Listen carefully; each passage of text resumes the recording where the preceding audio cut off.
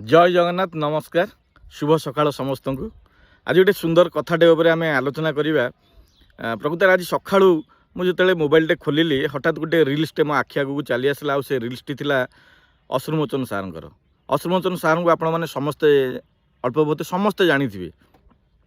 सार गोटे सेलून को गोटे दिन जाई जड़े भद्र व्यक्ति सार को भेट हुए आ पचारे कि सार आपण तो बहुत गाँ बुलूचंद और बहुत व्यक्ति सहित कथा होउचंदी आपण मोर गोटे छोटिया प्रश्नटी आपण तार उत्तर मते दिहंतु।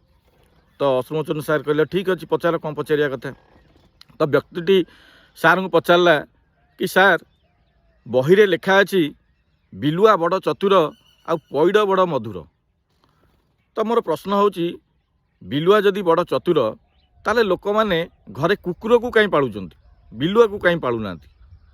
तो अश्रुमोचन सार ये कथाटा शुणिकी हसिले कहले अरे सत कथा। तो यही पाखरे से सेलून रे जड़े भद्र व्यक्ति चुटी काटुला सी सांगे सांगे कहले मु ये क्वेश्चन रो आंसर दौची। तो सांगे सांगे से कहले कि बाबूरे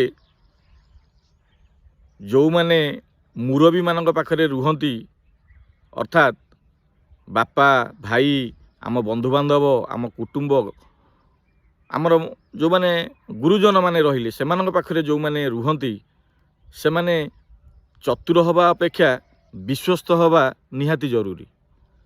तो कुकुर होउची गोटे एभली प्राणी जे कि सबु प्राणी ठारू भिन्न कारण सी होउची गोटे विश्वस्त प्राणी। सेतिपई कुकुर को समस्ते घरे पाली थांती। बिलुआ जेहेतु चतुर से केतेबेले भी दल परिवर्तन करि पारे। तो सेतिपई बिलुआ को कई घरे रखंतिनी कुकुर को समस्ते घरे रखंती। ए कथाटारू बा कहानीटारू आम एतिकी शिखिले कि प्रकृत रे जीवन रे जदि आमे उन्नति करिया को चाहूचे बा भलरे रहिया को चाहूचे ताले सबु बेले से कुकुरटी परी विश्वस्त हवा निहाती जरूरी। बिलुआ परी तो समस्त होई परिबे।